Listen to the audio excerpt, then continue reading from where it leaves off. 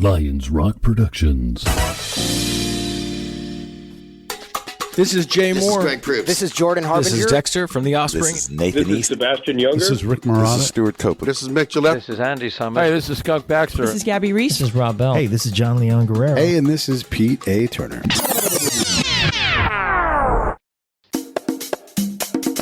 And now, the Break It Down Show with John Leon Guerrero and Pete A. Turner. Hey, this is Pete A. Turner, executive producer and host of the Break It Down Show. I'm going to point at you now. You can introduce yourself. Yeah, and this is Jon Leon Guerrero. We have the distinct pleasure today of talking to two of our favorite soul singers and then introducing the song of an emerging new artist that we feel really strongly about, whose stuff is just terrific. And I don't say that lightly.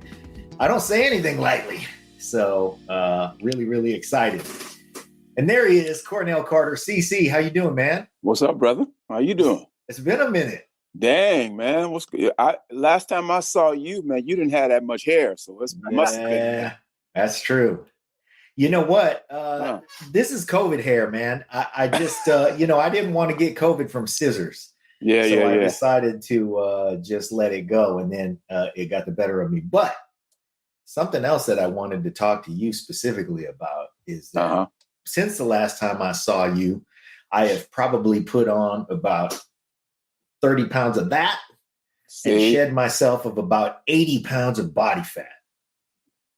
80. And I did that in large part because of the conversation that you and I had where you said, I'm about to get real serious about this. Yep. And we can't just sound the part. We got to be the part. Right. And I think what you said was you had to look the part, but I knew what you meant. I mean, right. The all-encompassing package. And I was so inspired by that conversation and by the way that you looked the last time I saw you, which I think was at Yoshi's, man, a couple of years ago. But man, you just looked great. And I thought, man, Cece's out there doing it. I can't let him do it alone. Well, so man, I have to thank you for that inspiration. Come in here and break up your fat old man conversation. There you go, Pete. I got to bring in the hotness. We got to introduce Sage Logan to the world because Cece, one of the things we get to do today is there's this new artist that we're excited about. Her name is Sage Logan. There she is right there. Sage. Hey. She's got this and it's hella good. And she's in your genre along with Matt. Matt is working on coming in right now, but I thought we'd all say hi to Sage and welcome her. And she can. Now, CC can sing anything. Sage can sing anything. And it's just great to be able to connect you two. So, hey, Sage, welcome to the Break It Down Show. Welcome to the big world. And congrats on this badass single you got. Thank you. Thanks for having me. Awesome. Pleasure to meet you. Nice to meet you guys, too. Yeah. Matt Boy coming in the studio. I'm going to back out of the way and let John do most of the talking. I'm just going to get my beautiful face off the screen and let John go crazy. Oh, is that how it is? Well, I really want to spend a lot of time on CC and Matt, but while we have Sage, because we wanted to introduce her single to the world, I'm going to say this. Pete told me about you, Sage, earlier this week. And he said, hey, let me send you this sound file. I want you to listen to it. And he says that all the time. We trade sound files all the time. And we are so skeptical at this point. And I know that Matt and CC would join me on this, but it's a lot of times we just get so much. We're inundated with so many songs from people, and it's usually not that exciting. And I thought, oh, here we go. Another emerging new artist, blah, blah, blah. And I clicked on that thing. I hit the play button. And from the first note, I was surprised. I was very pleased. I was drawn in, and I thought, you know what? This is the only adjective that I really came up with right out of the gate was, this is very strong. Oh, thank you. And so I really appreciate what you're doing. And I know you're doing it in, you're not spending $100,000 at Capitol. You're recording with the resources that you've got. And so it's not with any kind of levity that I say, I was really impressed. I really love the song. Thank you so much. That means a lot. Yeah.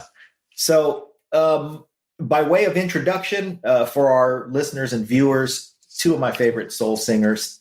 and now a third younger favorite soul singer. But two of my favorite soul singers, CC and Matt Hoy, are with us today. And we wanted to just put the two of you together because, you know, we love each of you individually. And we thought, how come those guys don't know each other? Right. Very true. Yeah. Pleasure to meet you guys as well. You That's too, man. Cornell, Sage, lovely to meet you guys. Nice. Pete, Yeah. how's it going? Where's he gone? He's vanished. Yeah, Pete has vanished. John, how's it going, Oh, brother? there he is. It's going on in. great. So let's just go in order. Sage, tell us what you have going on right now and where you're headed in the next couple of months, what you hope to accomplish with the song that you're releasing. Totally. I'm working with my producer. His name's Cole, but he goes by the name Boya, and he is just a musical genius, in my opinion. And I actually have another project, an album out, and that is under my legal name. So I haven't released music within the past 2 years. So throughout this time period, I've just been silently grinding and creating music. And now I'm kind of coming into this phase of completely changing my name and rebranding myself and releasing music that's very different than anything I've ever put out. And our plan is to start releasing my new single comes out this week. And then after that, we're going to start releasing a single every other month, leading through this entire year, 2022. And then 2023, we're going to drop the big album, hopefully. Nice. And that's the goal. Terrific. Yeah. Yeah, just for the viewers out there, Sage is, when she says her producer's a musical genius, I'm sure we've all heard that plenty of times. Oh, Really yeah, good. my guy's a musical genius. This guy really is good. I heard a lot of things that I thought, you know what, that you could say is a tool that is cliche, and it's used in such a new and creative way. So there are things that are pop elements that you will hear in the song, but just, you know, the level of creativity, I would have to join you in saying, man, this guy is really good. Thank you. Yeah, fresh ideas. And I don't know who's doing what in terms of the writing and whose production influence is, you know, attached to what idea, but it really was good. Thank you. The song has gone through so many different transformation periods. It really is just the result of us being dumb and spending hours and hours in the studio hanging out and just creating the craziest sounds and looking through the craziest sounds and even recording just weird sounds that we hear in the kitchen, and then we'll add that in or anything. And it has come out to be this amazing project that we're so proud of. So I want you to say, oh no, that's all just things that we did on the first swing. But, no, that's not true. These two veterans on the screen also know the reality of that, and it doesn't get to be that strong unless you cook it down and spend the time and nurture it. Matt, how you doing? How's it going, bro? Yeah. What have you been up to? I've been, do you know what? I've actually been chilling the last month or so. I haven't been doing anything. It's been so nice. I've been actually preparing for a festival that I'm doing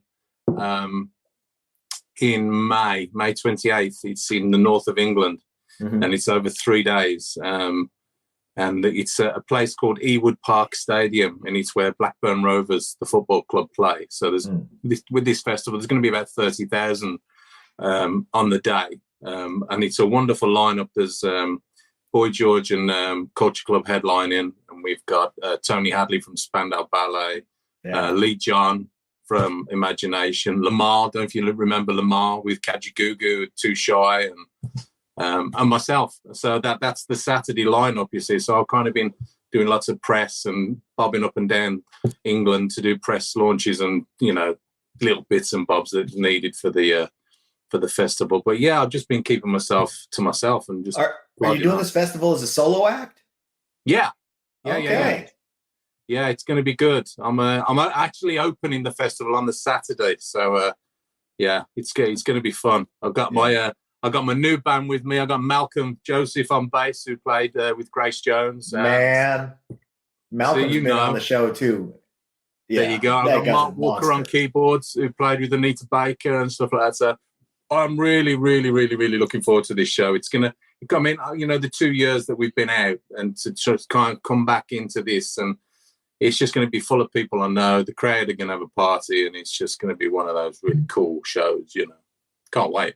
Terrific. That sounds great. We're going to revisit that in just a second, but I also want to touch on what CC's been up to. CC, where are you right now? Fortunately, I'm home right now. Okay. We never know, man. I know, man. I'm traveling so much these days, but it's been a good ride, man. Been a good run. And we are currently still riding the wave of the album release in October called Next Life. And the funny thing about that in this industry, to still have an album relevant almost 5 months after it was released, and we're still releasing new music from it. And it's a blessing, man. So right now we're still, doing the album promo press. I have like another 6 interviews. We're doing the United States version of the push for the album with some new promoters who's jumped on the project. So I've been real busy, man, with the new album. So it's been good. Tell us who's on that album. Well, your buddy and mine, Mr. Kirk Crumpler, the producer and bass player, Dave Scholl, who wrote a couple of tracks, just phenomenal tracks. And, Larry White, from Bobby Brown and all the different cats that we normally use. And it's been good, man. Also a strong lineup. Yeah. I want to know what your take is on the fact that England loves our soul singers more than we do. How much time you got? Why is that? Well, when you use a word like soul, right? Uh-huh. We had soul for a while here, and I grew up with it. But it seems to me like we sort of lost the soul, which is the vibration of what soul music does. And someone else across the Atlantic decided to embrace it, but keep it. We've had so many genres here in this country that we don't embrace the root. The root is soul. The root is jazz. The root is R&B. It's always going to be the root. But to let go of the root and then branch out to other things, we've lost the root. Mm-hmm. So they've taken the root and say, hey, if you still rooted, come over here. We love you. Yeah. And so they're rooted in the soul. And that's why you have such a huge soul community. And when you go over there, they know all your songs, man. When you get on stage and they're moving their lips to everything you sing, it's just like, wow, man. So it's been good. Yeah. Good, man. It's an appreciation. It is an appreciation. The thing about England is you can go all the way back to, the early, if you go back to the first British invasion and the Rolling Stones, their whole business model was, we're going to play this blues music and we're going to take it back to where it came from and sell it to them. Man, they started listening. They had pirate radio, man. They was trying to get our music over there. They started with pirate radio. Satellites up on the top of a building just to get the vibration of soul music. So, it's a phenomenal love for what we do, man. That's why it's amazing, to see it. When you go over there and see it, it's, for anybody who's listening, if you haven't been over there, man, it's just a beautiful place to go. Huh. Okay. Well, I'm going to probably surprise you and say that, I agree with you that we have somehow lost our soul in to large degree. Sage. Yes. Have you ever been called a soul singer? Do you consider yourself a soul singer? I don't know what I necessarily consider myself. I've been called a pop singer, an R&B singer, but I used to perform at restaurants whenever I could get the chance, and jazz and soul and blues are one of my favorite genres to listen to and sing. So I think through that department is where Well, I think that these guys, once they hear your material, will be very pleasantly surprised and happy to say that somebody's grabbing the torch. You guys can hear in the pipes now, just the depth in Sage's speaking voice, and when she sings, it all conveys. And the magic of song is that you translate your given instrument so that it conveys emotion. And yeah, I mean, to me, that is by definition what soul is. And what we've lost is a connection to that's meaningful, in favor of bouncy tunes that, that just lack it, that don't leave space for it. Yeah. And if there's something that I will say about your new single, it's beautifully sparse and it leaves room for your voice. That I imagine was on purpose. Yeah. Yeah. A few things were. Just a few. Yeah. Would you let us play a little bit of your single, even though it hasn't technically dropped yet? Yeah, you guys can get a sneak peek. Do you guys mind? Yeah. Do this real quick. Let's hear it. We'll just play some of it. Contemplating getting over you. I screwed something up. Come on, Pete. That's it? That was it. I'm gonna work. I want to be more than that. Yeah. I don't know what happened. I swear she sings the instant after that sound happens. I'm not sure. It works in pre-production. Let me work on that. I'm going to disappear while you guys talk. Okay. All right. You work on that for a little while, but that was really what captured me. Right from there, I went, oh, okay. She's not afraid to be exposed, because the beginning of the song was your voice and this very sparse, rhythmic bounce. I thought, okay. And then as the song, progressed, naturally it got thicker and it started to blossom. But it didn't blossom in a way that got, that created any obstacle. It remained open. And the highlight of the blossoming was the blossoming of your performance in the song. Wow, thank you. So how's that? Oh my gosh. I'm so happy. This is the first feedback I've really gotten because it hasn't really dropped yet. So I'm very, very grateful. Okay. We're going to blame Pete for messing that up, but at some point we're going to listen to more of it. And I'm just going to keep going down the line. So CC. Yeah. What do you got going on as far as performances coming up? How booked is your spring? Where are you going? What are you doing? I'm here. I leave at the end of April, heading back to the UK. I have some dates booked there in May and June. With the travel, we, as American citizens, we get a 90-day maximum time frame.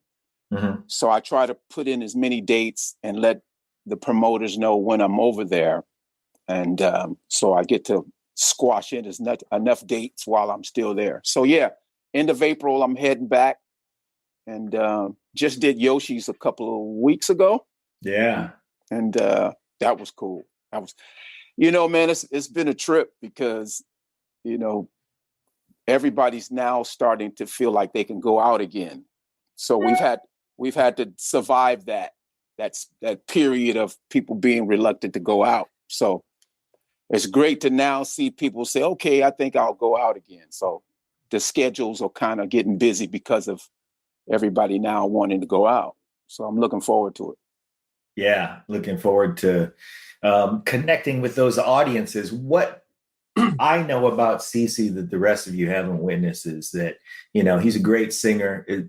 His songs are touching, they're moving, and his voice is wonderful, but he's also a magnificent frontman. And way that you take a crowd on a journey, man, it's so much fun because it is a collective experience. It's one of those things where I know you're connecting with me. I know your singing is, your subject matter, your songs, your everything is connecting with me. But then I look around, I look to my left and right, and there's somebody right next to me who's equally connected. We're going on the ride together. So, seeing you in a room like Yoshi's, yeah, or practically anywhere, because I've seen you in teeny tiny rooms as well, as you know. Man. Yeah, man. And, those tiny rooms, sometimes you're like, well, I'm not, clearly I'm going to connect with somebody because I'm right on top of everybody. Right.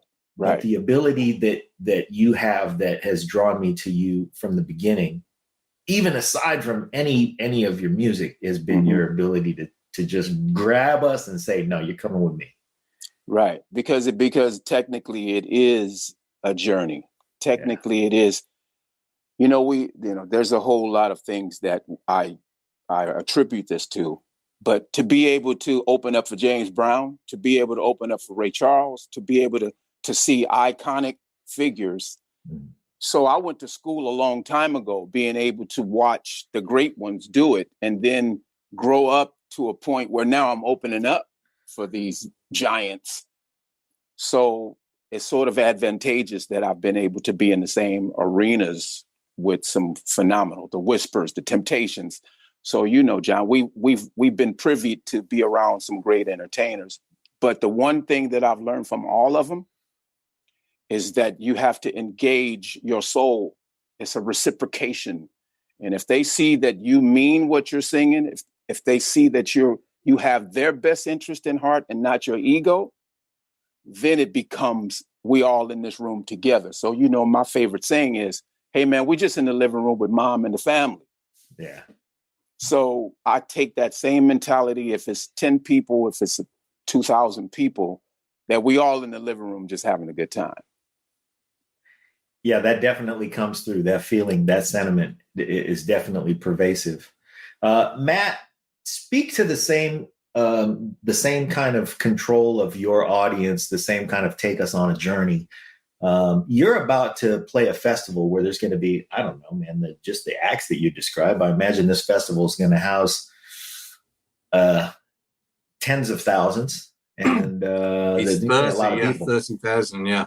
Yeah. It's, do you know what? Honestly, I mean, I don't know if CC will agree with me on this, but I sometimes feel easier the bigger the gig, because when it's the smaller, more close-up environment, and you can see the whites of their eyes, you kind of feel the scrutiny a little bit more, the pressure, you know what I mean? But once you're in a bigger venue and they're further back, they're there, but you can kind of relax and do your own thing. So I'm not too worried about the big. Plus, doing all the shows with UB40 and everything, I mean, traveling with those guys, they do arenas all, so you kind of get used to it. You get used to that environment, and once, like CC said, it's like being in your living room. That stage is always set out exactly the same way, so you kind of get used to the diameters of it. And you could be in Tokyo, or you could be in Hawaii, you could be in Australia.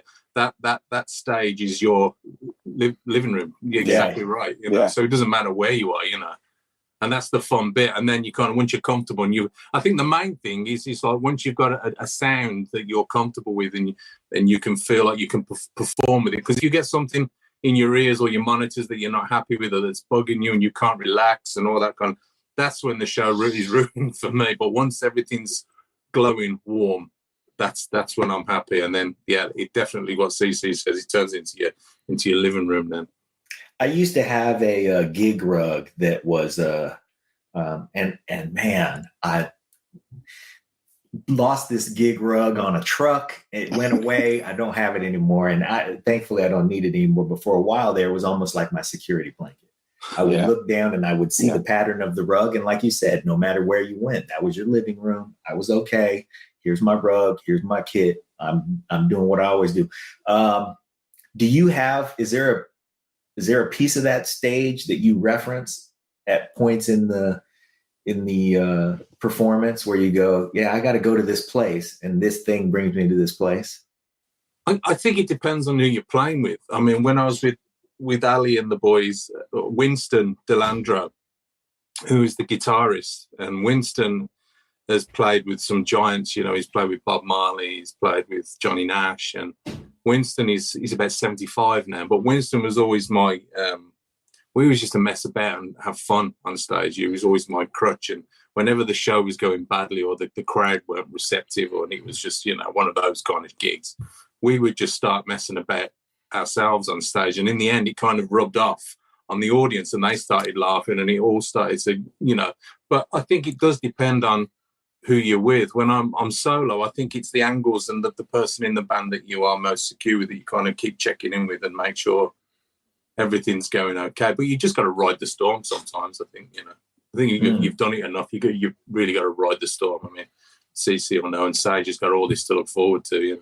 Yes, she does. Yeah. So Sage, talk about what you have to look forward to. I mean, you're busy making music, do you have any live dates coming up that are booked? What are you looking forward to? Not right now, no. But I actually I went to a performing arts high school, or a program within my high school that was for performing arts. So I really had the biggest blessing of being able to perform like main stage shows all throughout high school, and really learn so much about the industry and music through that program. It's called MMET. It stands for Music, Media, Entertainment, and Technology. And you can either audition as like vocalist, an instrumentalist, or a media side. And they just teach you everything about basically being like becoming a pop singer or a pop artist, or doing the media behind like big shows and stuff like that. So I've really been blessed to have that experience behind my back. In your live performance, how much is movement calculated? So much. Yeah, calculated. It's very true. Yeah, I definitely like pre-plan where I'm going during what sections of the song and who I'm looking to in the audience. And and Matt said it perfectly. Like there's always someone in the band that you're like checking in with 24/7. Like, are we good? Is this the vibe? Yeah. Yeah, you know, when that person's not, looking good, that's when you start panicking then. Yeah, seriously. They give you the look and you're like, crap. Man. I just yesterday, I don't know why, but I just went back to that very first big concert Super Bowl performance. And I can't remember exactly what year it was, in the early 80s or something, but it was, no, not early 80s. It was in the late 80s. And it was Michael Jackson, right after Dangerous came out. And what happened was there was a big thing during the Super Bowl halftime show where another network said, I bet you we could steal the Super Bowl viewers by offering something better than some, ice skating extravaganza or some whatever they were doing back then. And so they had In Living Color do this whole, comedy blowout. And it was specifically timed, like during the halftime Super Bowl show that we know you 200 million people are going to be bored with. Click over here and watch this. It'll be better. And they did. And so people won. So the following year, the Super Bowl said, oh, we got to blow it out. What are we going to do? So it was the late 80s. What do? You call Michael Jackson. So they called Michael Jackson and he said, okay, I'll do it. And then, of course, it's Michael. So he had to do it his way. So he had this whole intro thing where, it was a big buildup. And then he came shooting out of the stage in the toaster. And then he stood there. And he stood there for like a minute, a full minute. And his cue was to Jennifer Batten, the guitarist. And he said, you don't move a muscle until I break my wrist. And when I break my wrist, that's when you come in. And so he popped out and he froze, and he made America and the world stare at him completely still for a full minute. And Jennifer Batten was like, come on. She even said something. She was like, Michael. And nope, I'm staying right here. And you just wait until I do my thing. And for a full minute, we were all captivated. And then he launched into his thing and she was like, oh, thank God. And then come to find out that not only was she waiting on his cue, but he would also reference her the same way. Like not that he needed a North Star, but whenever he needed to check on how the band was doing, she was the reference point. Mm-hmm. So, these tips and tricks that you guys tell us that you've taken from your performance experiences, from, the wisdom of those who've come before, they happen in the smallest places all the way up to the biggest places. The smallest place, I watched CC play in a place where there was a trombone player, and if he went out, CC had to go. Yes. And still we managed to, that place was the size of a middle school broom closet. Yep. And you still would get 200 people in that place. Squeeze, man. Squeeze. Full horn section. 9-piece band in a small little closet place. But and choreography. Yes. But that's what you do. That's what you do in as you entertain, you might be entertaining in someone's living room or whatever it is. You have to adapt to it. Yeah. So the living room concept being what it is, CC, in your travels, because you have, like you said, you played here recently, here at Yoshi's back home, and then you've been playing a lot in England since the kind of tail end of the last few months, and man, before COVID, you were going crazy over there. Man, I was in Spain, Croatia. It was all over the UK. So it was madness.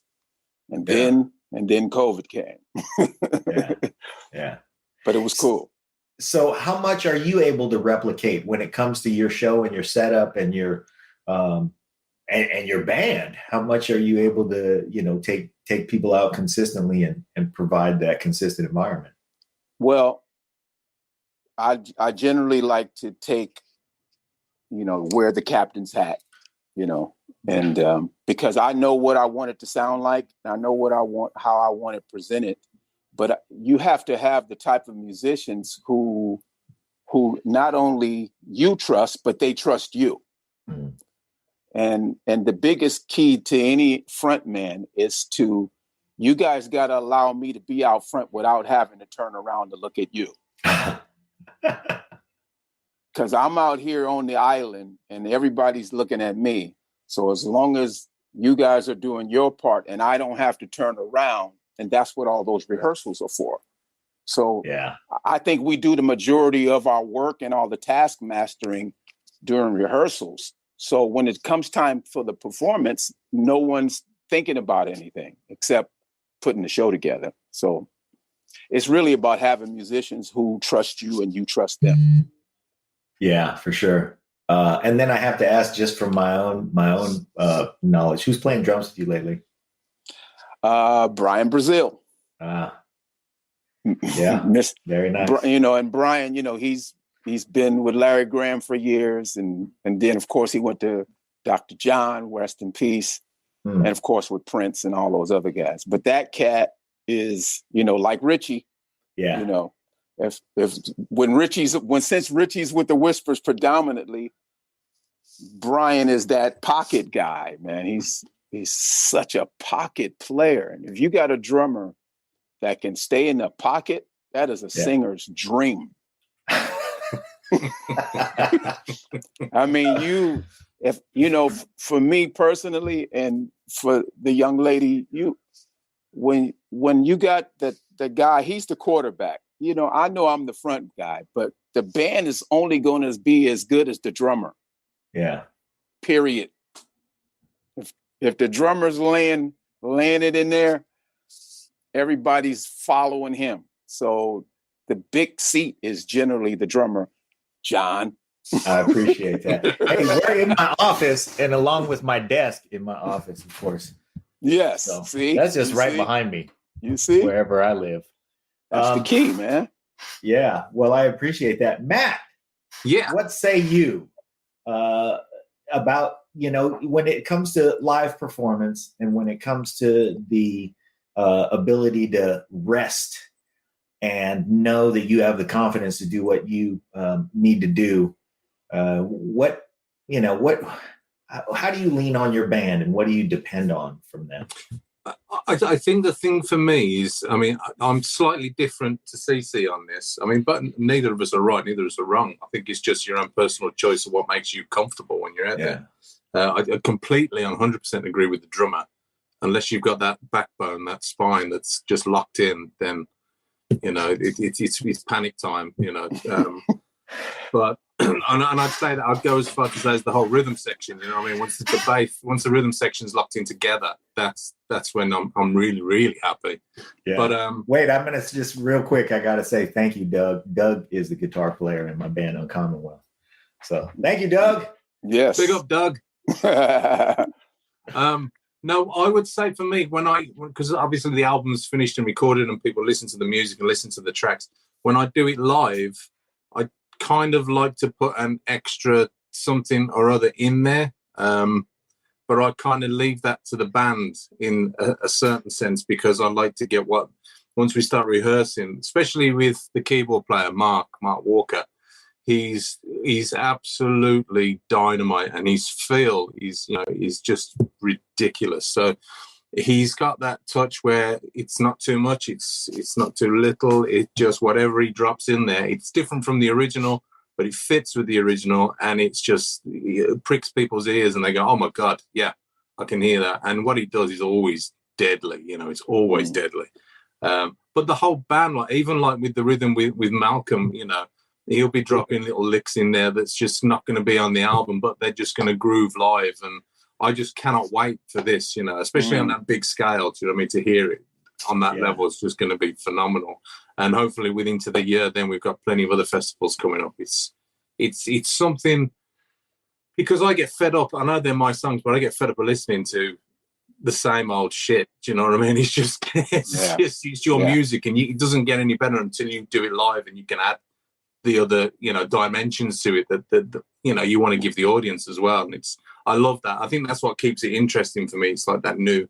It's like being a member of the audience. When Mark drops a certain line, and you go, "Oh, that was dirty," don't we? It's that kind of thing. I love that in rehearsal. Yeah, that is a lot of fun. I think that.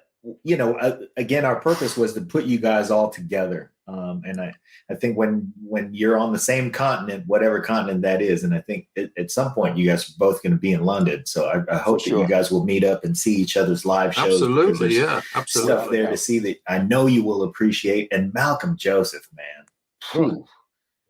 that guy is a 400-pound gorilla on the bass, and you can't help but, of course I'm appreciative of bass players, because being a drummer, it's like sometimes you just can't help but lock in to somebody because his pocket is so deep.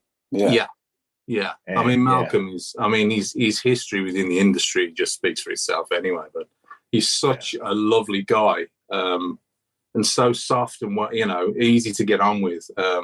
But his pedigree is ridiculous, Massive Attack and Grace Jones, and the list is endless. And some of the early soul tracks that he did back in the early 80s and everything, they just, as CC was talking about, that pocket, the drums and the bass and that groove, which we all agree we don't get anymore. That's his forte. Unbelievable. Yeah.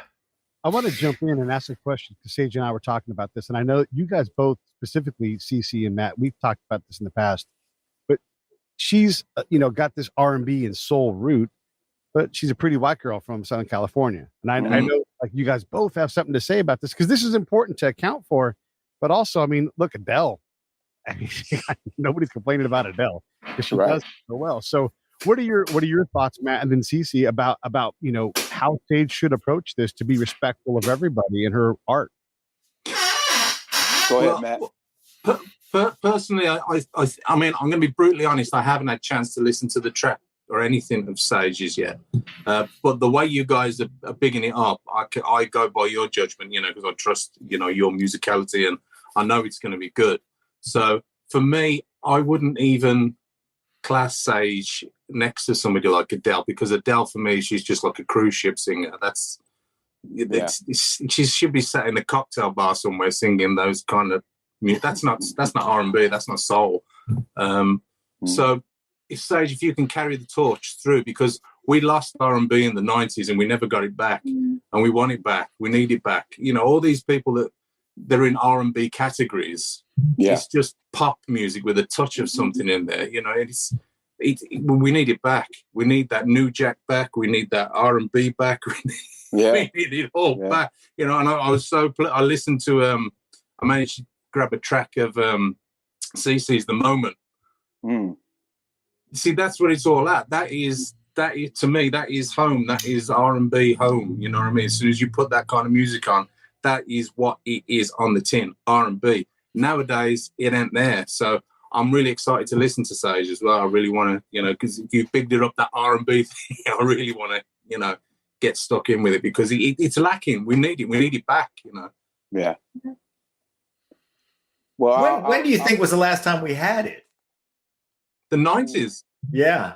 The 90s. The 90s were sort of where you kind of had the Jill Scotts, the India Aries, and the Erykah Badu's. Erykah Badu, yeah. And when you had them, they were sort of carrying the torch for a while, but as we went into the new millennium, it just seemed to drop off into trash. Yeah. I just got to call it like it is, And then I also don't think it's just the sing. I think it's more the production. Got lost because the singers are still there. It's the production and people like Teddy. There's no more Teddy Rileys anymore, and people don't know how to reproduce that sound. Right. Yeah. But musical producers, for sure. Sure. I mean, Quincy Jones, God bless him. He doesn't have the legs that he used to. He doesn't have the endurance. He's an older guy, and we want to hang on to him as long as we can, but he's not prolific like he used to be. Yeah. So that's a whole lot to lump onto you, Sage. And I'm not going to ask you to solve the whole world's problems, but I'm certainly,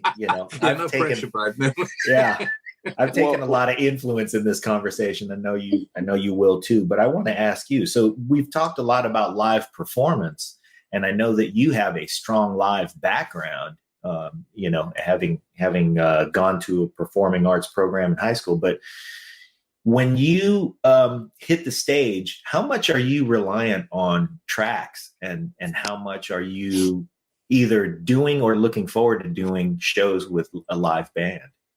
Oh my gosh, I'm so looking forward to it. That's honestly one of the biggest reasons why I want to do this as a career. I love singing, I love music, I love creating and writing, but my biggest dream and goal is to just be able to tour. And that's what I'm the most excited for, to grow within in my career. But yeah, in terms of the first question, how much are you relying on tracks? A lot with my performing arts high school. The first couple of shows we didn't actually have in-ears for vocals. They didn't have them at the time. So it was just basically listening by ear to everyone around you, which could be hectic at times because sometimes the acoustics of just being a singer, and if the amps weren't set up the correct way, it was super hard to hear. Luckily, we developed and we got in ears for my last 2 years of the program, and that helped tremendously to be able to actually hear correctly what's going on and who's supposed to be playing and what I'm supposed to be hearing. Mm-hmm. Yeah. How about instrumentally? Do you play anything, or are you just up there with the microphone? Yeah, I grew up playing piano. I self-taught myself guitar in high school. Now I'm mainly just a vocalist. That's really my strong suit. If I was in a room with a pianist and a guitarist, I would keep my mouth shut and say that I didn't play because I wouldn't want to embarrass myself. But to write music on my own, or if I'm in the studio with people, sometimes I'll lay some stuff convey down. Ideas. Yeah. Okay. Well, good. That definitely a tool to put in the toolbox. With regard to playing in a live space with a live band, I mean, these guys are they're veterans with years and years behind them. But I'm only 23. Can you believe it, man? Well, Telling you. It's funny to hear how much music and performance has changed, because I know that I'm old like these guys. When we were in school, there were no tracks. You had to make the music that was on stage with you. So that was just a part of it. I mean, you grew as a vocalist listening to that hodgepodge around you because that was it. If you were lucky, you had that wedge by your foot and you had some kind of monitor, but usually not. Yeah. And, and you made it happen, or sometimes you made the best of it. So yeah, the technology helps, and it helps, eke out a better performance, but there's something to be said. The one thing I'll say about that, John, and it's beneficial for our age bracket. And the reason being is when we were younger and we didn't have it, and we just had normal box monitors and any kind of special effects sound that the keyboard people would have to play and all that kind of, we got ourselves to a level where we sounded great live. So now when we perform, anything extra is like an added bonus to add on to that, because we kind of still go through that rigmarole of making it sound good live, however we can. Once the live side of it's done, it's perfect, then we can add whatever we want to add on click, on track, or brass, or whatever you want to do. I think the problem we have nowadays is that young kids have grown into music, already having that there, so they can become lazy, and I hope that doesn't happen. Instead of just like kind of going straight into it, we need that like live side of it to stay alive before it all gets too technical, where we don't have drummers anymore. Go, we don't worry about the drummer, we'll just put that on track. And I just don't want to see that happen, Yeah. Wow. Well, I'll jump in for a sec. And because, there's a difference between doing a live show and a track date. And when you're doing track dates, it's just you and a couple of monitors and you got the audience out there. But a lot of the track dates are because promoters say, well, we can pay you this, but we can't pay the band that. Yeah. So we're going to be honest on the show. Let's be honest on the show. The honesty to this is financial. A lot of it is because the promoters are trying to get the most with the money that they have. But if you say, hey, man, I need to fly me, 4 other musicians, then the promoter's like, whoa, wait. Well, we'll fly you and pay you. So bring the track date. So a lot of it nowadays is because of the finances, of the lack of putting musicians in hotels, feeding them, and those type of things. So that to me has changed the most. Yeah. More than anything else, it's because everybody's being cheaper on what they want to pay out. Yeah. Agreed. I mean, that speaks to a laziness that we've come into as music fans. There aren't enough of us who say, hey, man, I know I got to shell out for a ticket because I want the whole band. Right. It's slowly kind of creeping back in where people want to see the whole band, but you still, as and as an independent for any young inspiring artist, there's going to be so much of the business side of it that you got to learn. It's going to be on you. They're going to say, well, if you want a band, then you have to have a business account. So you fly the band in and you take care of that. And we'll pay you and you pay your band out of what you get. Because you're not just an artist anymore. As an independent artist, you're a businessman. So if you come into this game of music, you got to have business first. And whoever you have in your camp, you got to say, hey, look, I'm not just the artist, I'm the CEO too. So this is more than just getting out there and getting some people to clap for you and say, yay. And then you got to pay the band $200 each and you end up with $50 yourself because you promised to pay the band what you told them you were going to pay. So you got to really be smart to get in this independent business world of music because it's business before music, unfortunately. Yeah, that is such great advice, CC. And we had Vladimir Fung on the show the other day, and he's like 23 years old and plays the cello like a motherfucker. Like you cannot play it better than that cat. But he's got to invent his own product. Yep. He's like, I'm going to go out. I'm going to tour these concert halls. We saw, and Catherine Jenkins is not a big name here like she is. She could sing for the Queen on her birthday in England, because she's this Welsh lady who just can sing operatically incredibly. But she came to our hometown and sang in front of our symphony. And, she got paid well. And she had a big old symphony behind her. So not just one French horn, but a whole mess of French horns and cellos and violas. And that show was better because the symphony was behind her and they could fill all that other space in that and just truly play the room.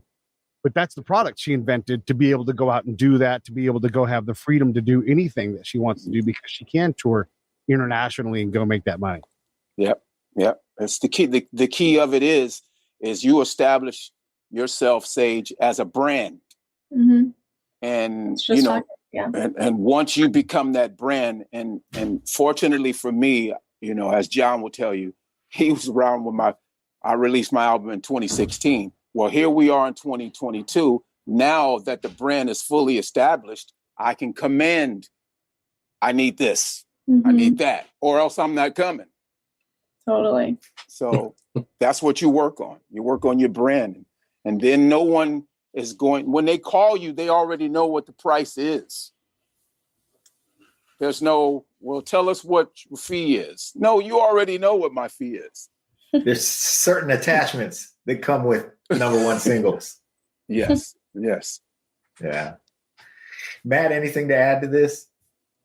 Yeah, I mean, I completely agree. It's somebody, I remember saying somebody when I was really young, when I was first getting into music, and they said, if you truly, truly love music, don't become a musician and don't do it for a living, because you will lose. You will lose, because it all becomes a business. You know what I mean? Yes.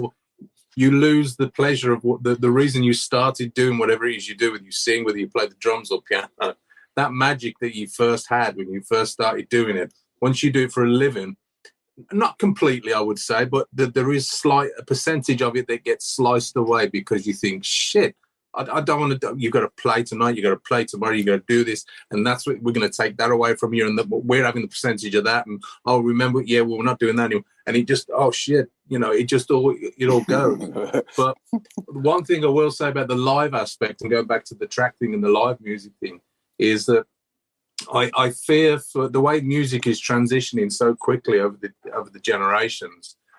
I fear that people are going to lose that magic of proper bands playing live. Yep. Like CC was saying from back in the day when you like the Rolling Stones and you got like James Brown and all that. That was a live band, and the magic of that and the power of it when you saw it live. There's so much shit going on in the background nowadays. Yeah. And it's just getting more and more, and people, staff members are getting sacked more and more because it's all becoming so technology based and visual, and there's no rock and roll bands out there to just do a fuck off show and just blow the audience away, and people walk out going, shit, what a band. Nowadays it's all, shit, God, did you see the pyrotechnics? Shit, did you see the visuals behind him? Shit.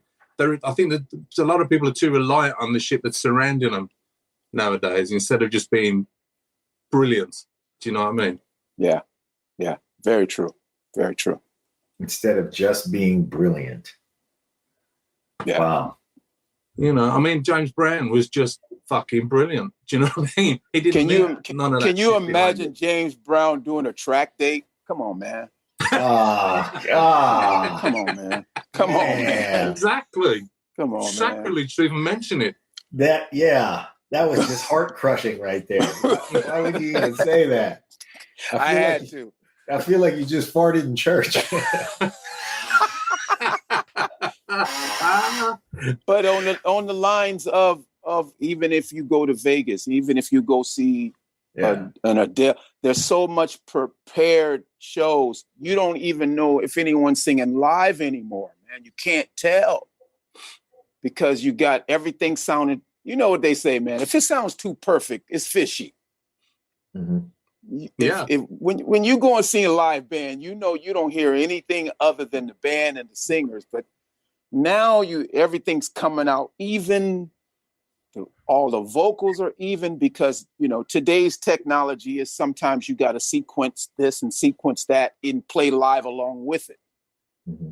Yeah, but that's what technology said, because the audience are now used to your song sounding a certain way. So even though for me, I got to have singers, man. I got 3 ladies up there. And if you can't listen to them 3 ladies singing, then I'm the wrong guy. Because I got to have some real singers up on stage with me, So, but a track date, that's different. I get it. You want to hear that, but if it comes to live performance, people look at me like I'm crazy, man. You got 9 people on stage with you. No, I'm not crazy. Yeah, that's the way it is. That's how it should be. Sage, do you have any conditions like that? Like, nope, you want to hear me live? You gotta put up with this. What is? Not yet, but for sure. Yeah. Time to establish some. I can't wait to see what it is that you can. Well, if you go see Sage, this is what you're going to see. Seriously. Yeah. Good. Well, let's. We're sort of rounding third base on this thing, and I want to button this up in a way that that gives people the inspiration to listen to your stuff. Let me ask you first, Sage, since you're center stage right now. What are you writing about? What matters to you that you want to convey to people?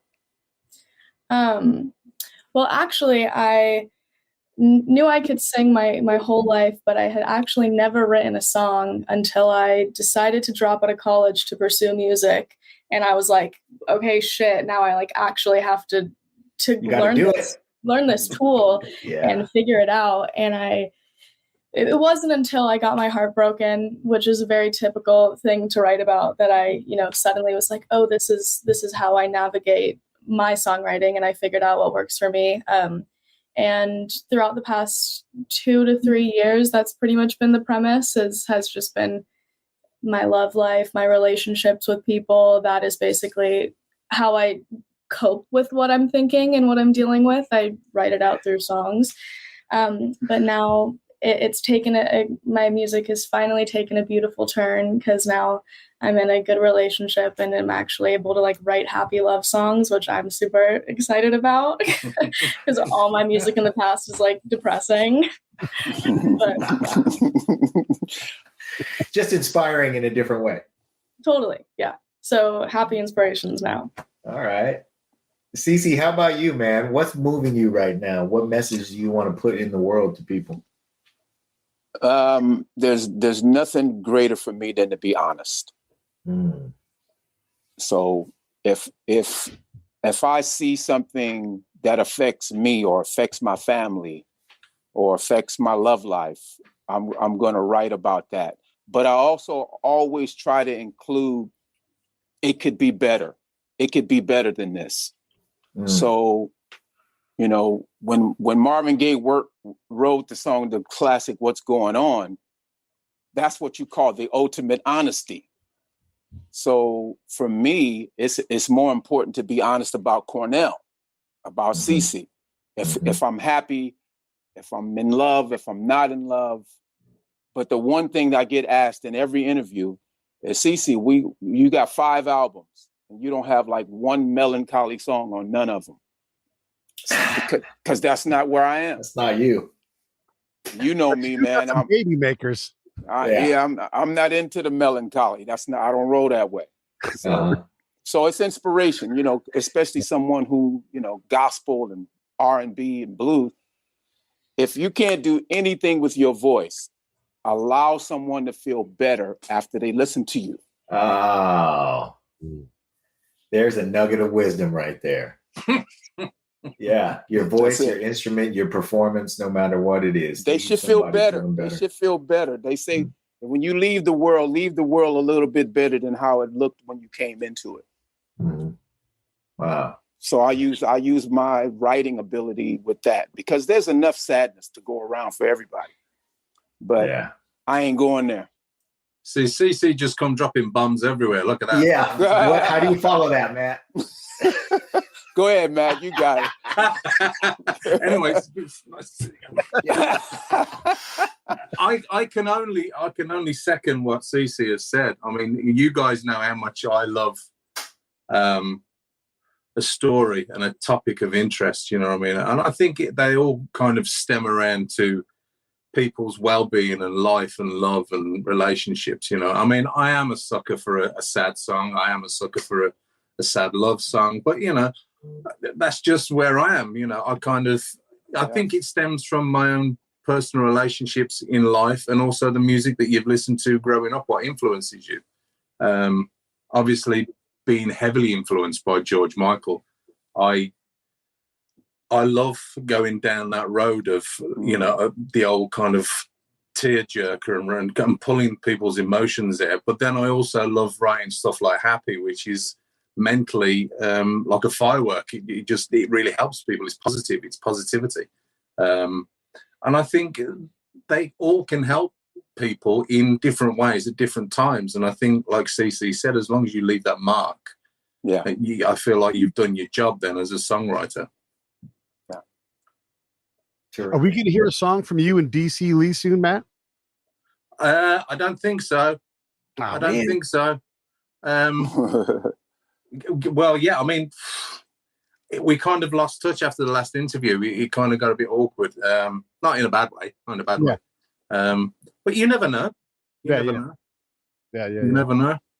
Yeah. You may hear one from me and Jocelyn Brown. Okay. I'll take that too. And Lamal as well. Sorry, Lamal as well. I'm writing a track for Lamal. Okay, there you go. That's a never-ending story. Who are you looking at working with? Me? Yeah.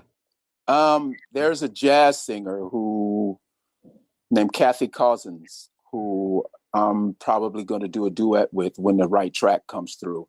But there's a singer who been a part of my shows, and I've been a part of her life, and her name is Nate Soul Singer. And so I'm currently writing a song right now for her and I to do a duet. So I'm looking forward to doing more collaborations and more duets with phenomenal female vocalists. Sage, did you hear that?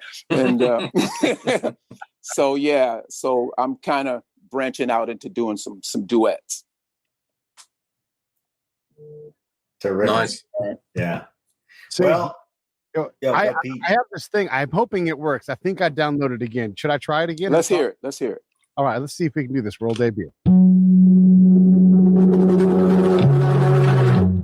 Contemplating getting over you. I know it's the right thing to do, but it just seems so useless because I think that's all we got. But download problem. Damn it! That was super sped up. Well, that's a good teaser. Everybody, look out for Sage Logan, her debut single that we tried to debut here. It's terrific. You're going to love it. It's going to be on all the download platforms. Look for that. CC is... What's that? Pre-save the song. There's a pre-save link that I can put below. Oh, yeah. But Cool. that would help a lot. All right. Hey. We'll do that. Thank you. And then also CC will be back in England later this year with a lot of performances all throughout Europe. I'm sure you could keep your eyes open for him. And Matt is launching into festivals this spring.